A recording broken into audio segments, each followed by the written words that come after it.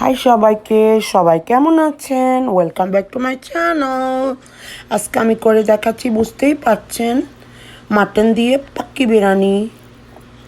খুব নতুন একটা না হলেও মজার একটা রেসিপি, যেটা আমি শেয়ার করব আজকে। এখানে আমি নিয়েছি বড় বড় করে পিস করে মাটন। একটু বড় সাইজ হলেই দেখতে সুন্দর, খেতেও সুন্দর হয়। আর আমি ধুয়ে সুন্দর করে নিয়েছি। আর এখানে মশলাগুলো নিয়েছি: স্টার আনিস, লবঙ্গ, গোলমরিচ কয়েকটা, দারচিনি, এলাচ, গোলমরিচ, ধনিয়ার গোটাটা, আর শাহি জিরা, আর বড় এলাচ অথবা কালো এলাচ।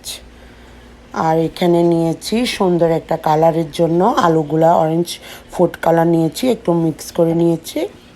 আর এখন আমি সুন্দর করে ম্যারিনেট করে স্টার্টিং করছি। আমার মাটনটা আগে ম্যারিনেট করে রাখবো সব মশলা দিয়ে। লবণটা আপনাদের স্বাদ মতো দিতে পারেন। আমি দিয়েছি 1 টেবিল স্পুন, যেহেতু আমি ভাতের সাথেও অ্যাড করব, আবার রান্নার সময় একটু দিব। লবণটা একটু আপনারা দেখে শুনে দিবেন, আর কেমন টেস্ট পছন্দ করেন ওটা আপনাদের উপর। দিয়ে দিলাম 1 টেবিল স্পুন ধনিয়ার গুঁড়া, আর 1 টিস্পুন লাল মরিচের গুঁড়া। দিয়ে দিব হলুদের গুঁড়া 1 টেবিল স্পুন, আর দিয়ে দিলাম 1 টেবিল স্পুন জিরার গুঁড়া। সব আমি একসাথে করে আদা রসুনও দিতে থাকবো। তারপরে টক দইয়ের পর আমি এটা ভালো করে আমার হাত দিয়ে মিক্স করে সাইডে রেখে দিব। দিয়ে দিলাম 1 টেবিল স্পুন আদা পেস্ট, 1 টেবিল স্পুন রসুনের পেস্ট। আশা করি আপনাদের পাক্কি বিরিয়ানিটা ভালো লাগবে। একবার হলেও ট্রাই করে দেখবেন, খেতে কিন্তু অসম্ভব মজা হয়েছে। মাংসগুলো অনেক সফট অ্যান্ড জুসি হয়েছে। প্লিজ আমার চ্যানেলটি সাবস্ক্রাইব করবেন, লাইক করে দিবেন, শেয়ার করবেন যদি পারেন ফ্রেন্ডস অ্যান্ড ফ্যামিলির সাথে। আর যারা আমার চ্যানেলটি অলরেডি সাবস্ক্রাইব করেছেন তাদেরকে অসংখ্য ধন্যবাদ। আর পাশে থাকবেন। যদি আমার ভিডিওটি ভালো না লাগে দেখতেই থাকুন, আশা করি ভালো লাগবে। তাহলে আমি এখন মেখে নিচ্ছি ভালো করে। আর মেখে নেওয়ার পর আমি সুন্দর করে সাইডে রেখে দিব 20 মিনিটসের জন্য, যেন মশলাটা ভালোভাবে ভিতরে ঢুকে। আর আমি ফেটে নিয়েছি ইয়গার্টটা, 1/2 কাপ ইয়গার্ট দিয়ে দিলাম, ভালো করে ফেটে নিয়েছি সুন্দর করে, যেন মাংসটার সাথে মিক্স হয় আর ভালো করে ভিতরে ঢুকে। আমার মিক্সিং করা ম্যারিনেট করা শেষ। আর আমি এখন সাইডে রেখে দিব। প্লিজ আমার পাশে থাকুন, আর আমার চ্যানেলটি সাবস্ক্রাইব অবশ্য করে দিবেন।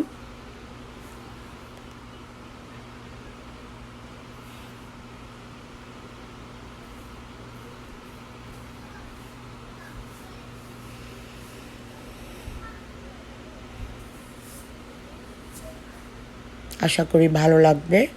চলুন তাহলে আমি এবার নেক্সট স্টেপে চলে যাই। আমার পাশেই থাকুন।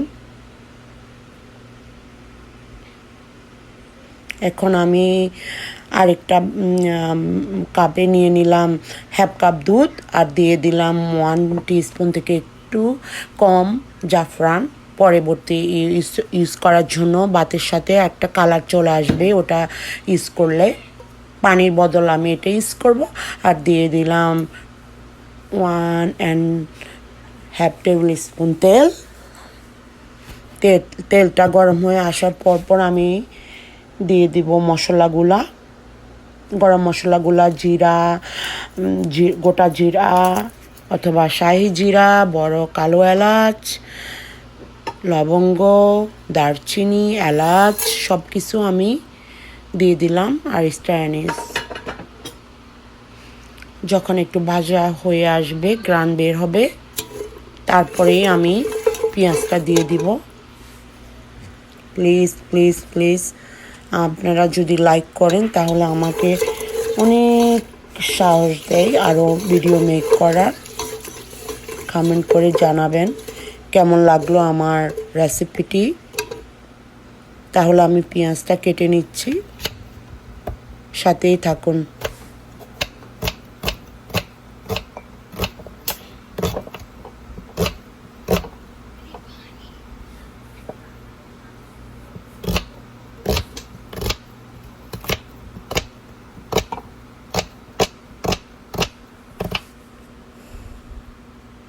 আমি বড় সাইজ না, আমি মাঝারি সাইজের দুটি পেঁয়াজ নিয়েছি, কুচি কুচি করে কেটে নিব।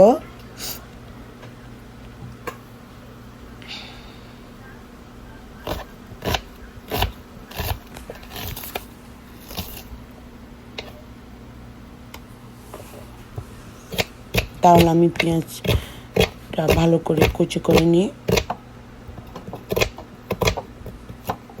একবার হলেও ট্রাই করবেন, খুবই ইয়ামি অ্যান্ড অসাধারণ একটু রেসিপি, যেটা আমি অনলাইন সার্চ করে রেসিপিটা নিয়েছি।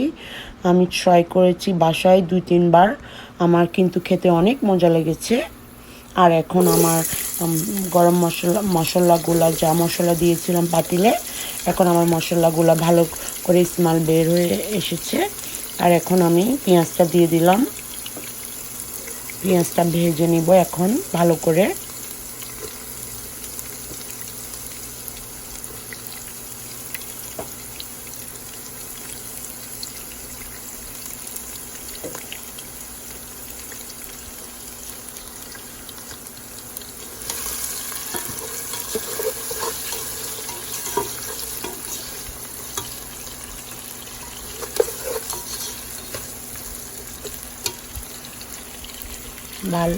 ভালো করে নেড়ে চেড়ে আমি লবণও দিয়ে দিলাম 1 টিস্পুন, বিকজ আগে মাংসতে আমি ম্যারিনেট করার সময় 1 টেবিল স্পুন দিয়েছি, যেহেতু ওখানে আছে তার একটু আমার কম দিতে হচ্ছে, না হলে ভালো হবে না আমার টেস্টি, আর খেতেও ভালো লাগবে না।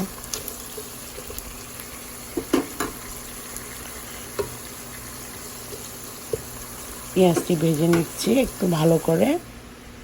তারপরে আমি আরেকটা ফ্রাই প্যান বসাই দিলাম, আলু কালার করা, মিক্স ফুড কালারিং করা সামান্য একটু তেল দিয়ে দিলাম, আর আলুগুলো ভেজে নিব, আর ভেজে সাইডে রেখে দিব পরে ভাতের সাথে ইউজ করার জন্য।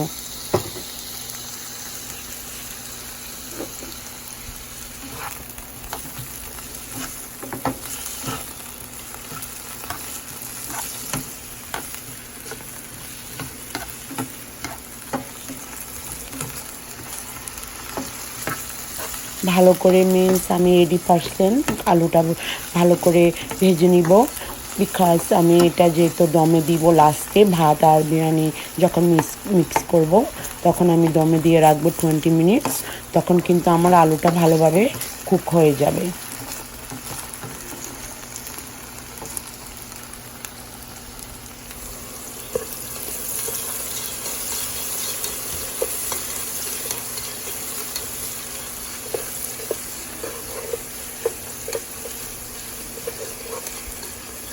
আর একটু ভালো করে নেড়ে চেড়ে দিলাম আমার পেঁয়াজটি।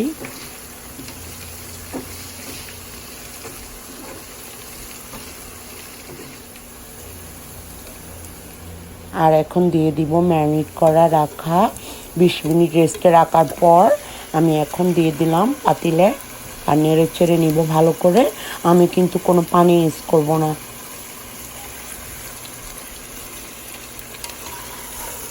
আমি নর্মাল টেম্পারেচারে করা সিদ্ধ করে নিয়েছি দুধ, আর সাইডে রেখে দিলাম 1/2 কাপ অথবা 1 কাপ, যতটুক লাগে এটা আপনারা দেখে বুঝতে পারবেন কতটুক লাগতে পারে আপনাদের।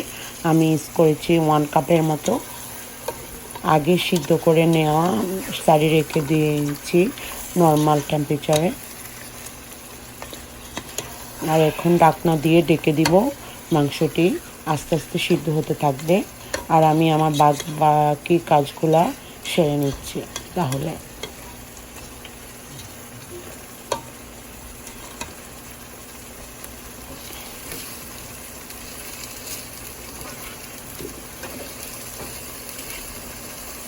তাহলে আমি এখন আমার নেক্সট স্টেপে যাচ্ছি, এটা ডেকে দিয়ে। আর দেখলাম এখন আমার অলমোস্ট আলুগুলাও ভেজে নেওয়া শেষ। আর ভেজে নেওয়া হয়ে গেলে আমি সাইডে রেখে দিব।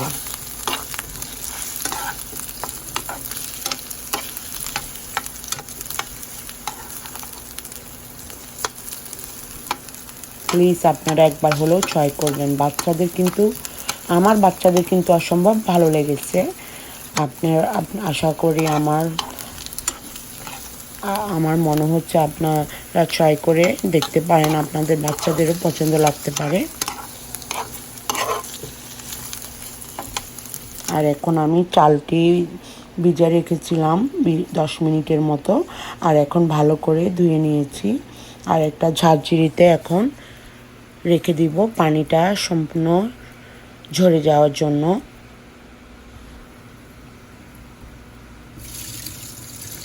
ভালো করে ধুয়ে সুন্দর করে আমি এখন ঝাঁঝরিতে নিয়ে নিলাম পানিটা ঝরার জন্য ভালো করে।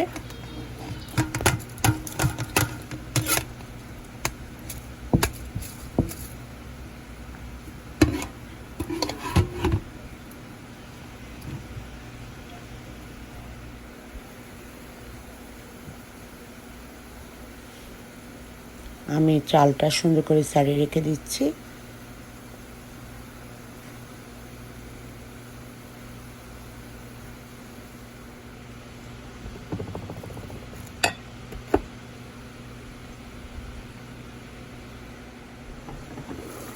আর এখন আসছি ফিরে আবার আমার মাংসটা চেক করার জন্য কেমন হলো। আর ভালো করে আবার নেড়ে চেড়ে দিব।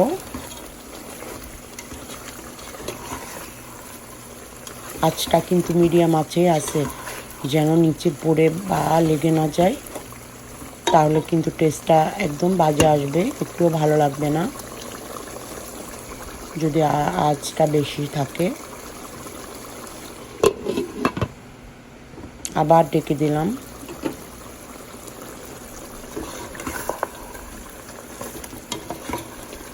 আবার ফিরে আসলাম, দেখি কেমন লাগে, কি লাগতে পারে। পানি কিন্তু ইউজ করব না, আমি একদম ইউজ করব না।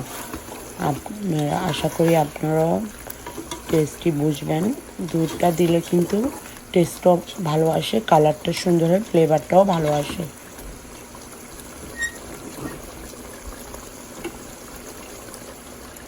আর আমি দিয়ে দিলাম এখন দুধ। আর ভালো করে আবার একটু নেড়ে চেড়ে দিয়ে ডেকে দিব। আবার 20 মিনিট পর ফিরে আসবো।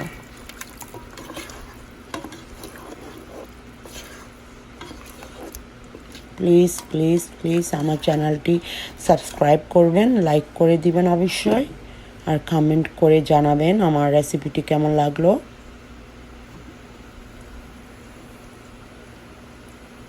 আমরা যদি বাড়িতে বসে এমন বিরিয়ানি রেঁধে খেতে পারি, তাহলে আর আমার বাইরে রেস্টুরেন্টে বিরিয়ানি খাওয়ার প্রশ্নই আসবে না। যেহেতু আমার কুক করা ডান, আমি 7-8টি কাঁচামরিচ দিয়ে দিলাম জাস্ট একটা ফ্লেভারের জন্য।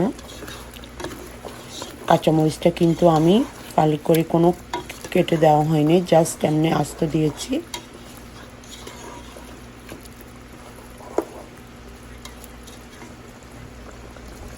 আর এখন আবার নেড়ে চেড়ে দিলাম,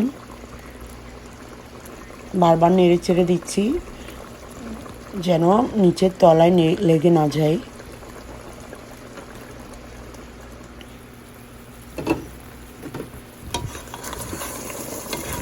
খুবই সফট হবে আস্তে ধীরে যদি আমরা অল্প আঁচে রান্না করি, সুন্দর করে টাইম নিয়ে।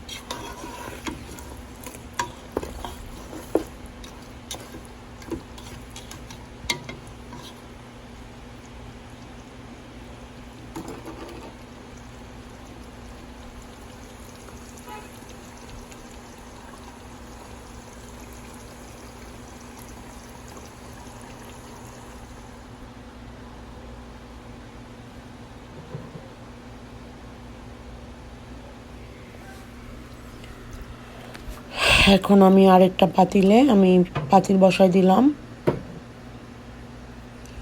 আর ভাতটা হ্যাপ সিদ্ধ করে নিব। যেহেতু আমি আবার বলছি দমে দিব 20 মিনিটসের জন্য। পরে সেটিং করা শেষ হওয়ার পর আমি এখন তেল দিয়ে দিলাম, তেল যেন লেগে না যায়, ভাতটা যেন ঝরঝরা থাকে। আর দিয়ে দিলাম পরিমাণ মতো লবণ, যেহেতু আমার আগে দুইটা আইটেমেই লবণ দেওয়া হলো। আর দিয়ে দিলাম 1 টিস্পুন শাহি জিরা।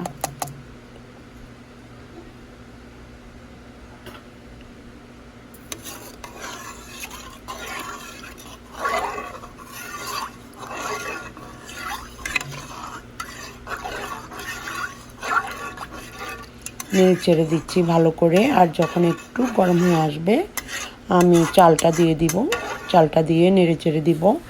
বাট ঢাকবো না, যেন আমার ভাতটা ভালো করে মানে আটা আটা না হয়ে যায়, একটু ঝরঝরা রাখবো পরবর্তীতে দম দেওয়ার জন্য।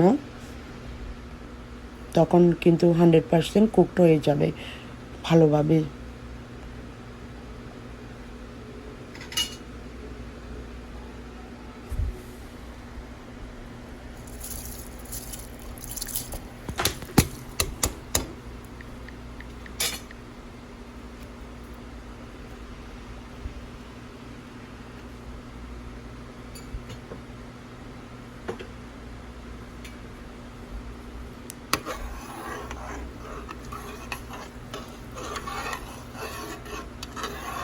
চালটা দিয়ে দিলাম, আবার নেড়ে ছেড়ে দিলাম।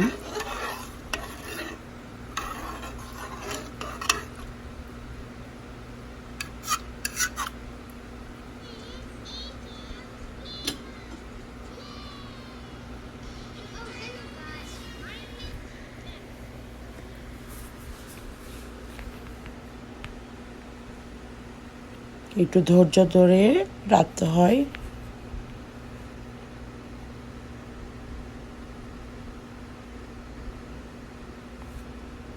আর এদিকে আমার মাংসটা কুক করা ডান। তাহলে আমি এটা মাংসটা সাইডে রেখে দিব, আর আস্তে আস্তে রেডি করে নিব সেট করার জন্য। মাংসটা আমার একদম সিদ্ধ হয়ে গেল, মাংসটা রেডি বিরিয়ানির সাথে সেট করার জন্য, চালের সাথে। আপনারা গেস্টের জন্য অথবা বাচ্চাদের জন্য রেডি করতে পারেন। আর আমি এখন দিয়ে দিলাম হাফ কাপ পেঁয়াজ বেরেস্তা।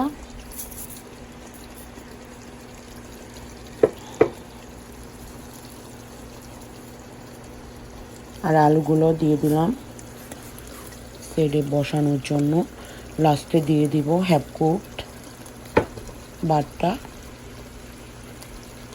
আর আমি এখন আলুটা সেট করে নিচ্ছি। আপনারা চাইলে কালারটা দিতে না পারেন, আমি কালারটা দিয়েছি। কালারটা কিন্তু কোনো টেস্ট আসবে না অথবা কিছু না, জাস্ট কালারটা সুন্দর লাগার জন্য আমি কালারটা দিয়েছি, ফুড কালার অরেঞ্জ। আপনাদের নাও ভালো লাগতে পারে, বাট কালারটা দিলে অসম্ভব একটা কালারফুল হয়েছে আর দেখতেও সুন্দর লেগেছে আমার। বাচ্চারা কিন্তু একটু কালারফুল হলেই কিছু খাবারগুলা খেতে চায়।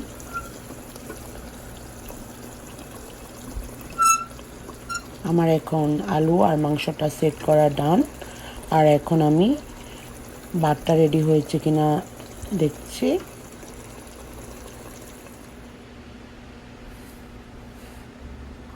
আর আমি দমে দিয়ে দিলাম একটা কড়াইতে। একটা কড়াই নিয়ে মাংসটা সেট করে নিলাম দমে দেওয়ার জন্য। আর আঁচটা কিন্তু একদম মিডিয়ামে রেখেছি আমি।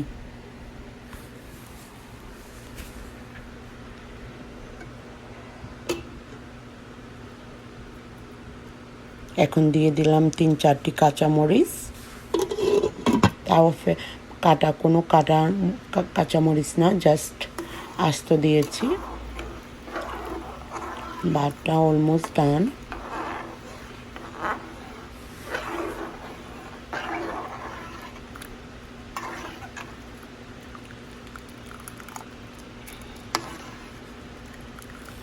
আগেও বলেছি, এখনও বলছি, ভাতটা কিন্তু কোনোভাবেই অবাক কুক করে নেবেন না, না হলে আমাদের বিরিয়ানিটা সুন্দর আসবে না, আর খেতে আটা আটা লাগবে আর ভালো লাগবে না একদম।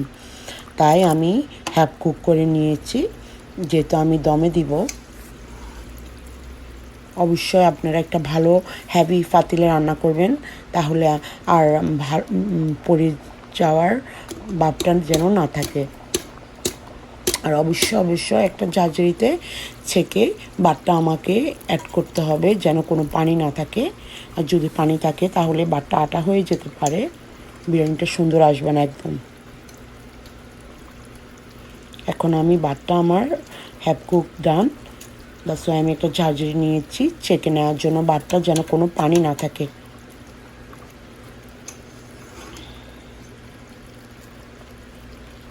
আশা করি আপনাদের ভালো লাগবে, আর আমার ফুল ভিডিওটি দেখবেন প্লিজ, অবশ্যই ভালো লাগবে আপনাদের। খুবই মজাদার, ইয়ামি, অনেক ইয়ামি হয়েছে, কিন্তু খেতেও অসম্ভব মজা হয়েছে।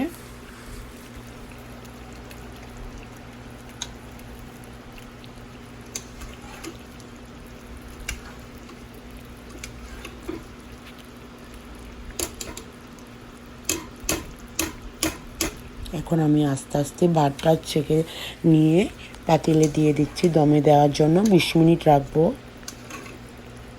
আঁচটা একদম মিডিয়াম থেকে আরেকটু লোতে দিয়ে দিব, যেন নিচে পোড়া লেগে না যায়, ওটা কিন্তু খেয়াল রাখতে হবে।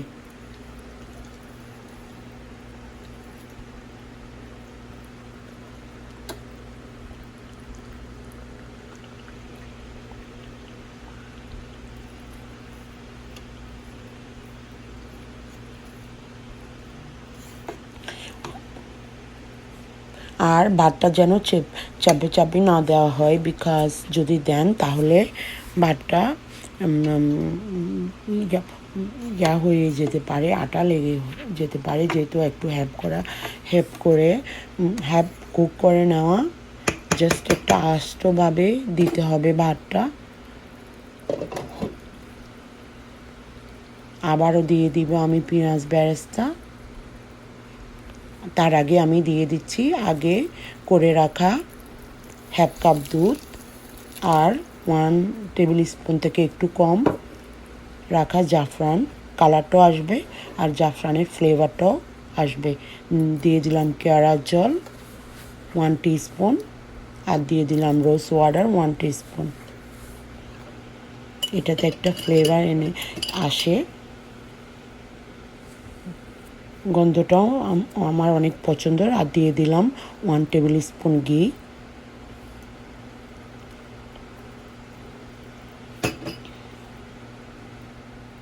আর এখন আবার একটু নেড়ে চেড়ে দিব।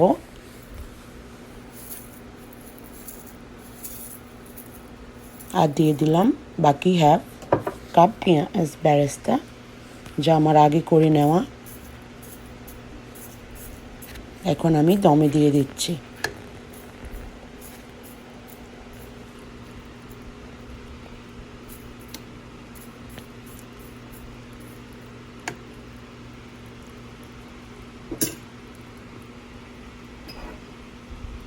দমে দেওয়ার পর আবার আসছি। এখন আমি আমার বিরিয়ানিটা রেডি ফর সার্ভ। আমি একটা সার্ভিং ডিশে নিয়ে নিব সার্ভ করার জন্য। আমার ওয়েট করাই সহ্য হচ্ছে না বিরিয়ানিটি দেখে, আমার লোভ সামলাতে পারছি না কখন খাবো।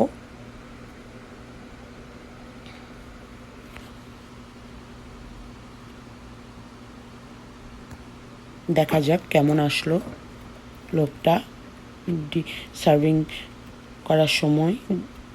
অনেক আমি তো ওয়েট করতে পারছি না।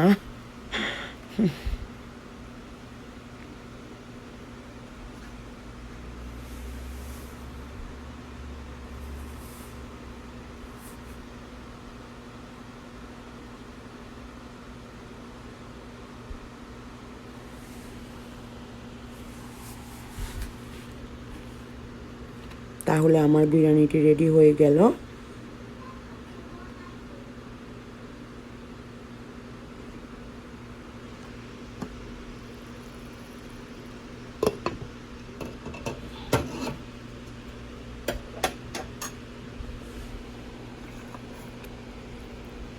এই তো আমার বিরিয়ানির লোকটা দেখতে কিন্তু ইয়ামি, কালারটা কিন্তু অসম্ভব ইয়ামি এসেছে, অসাধারণ।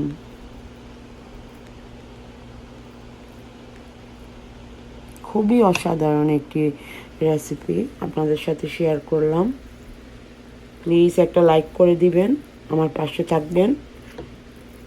সবাই অনেক ভালো থাকবেন, সুস্থ থাকবেন, আমার পাশে থাকবেন, আর আমার চ্যানেলটি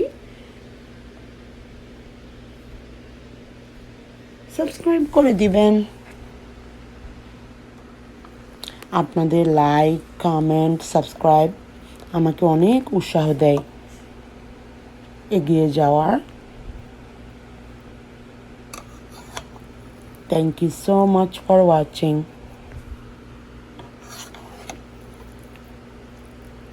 আল্লাহ হাফেজ।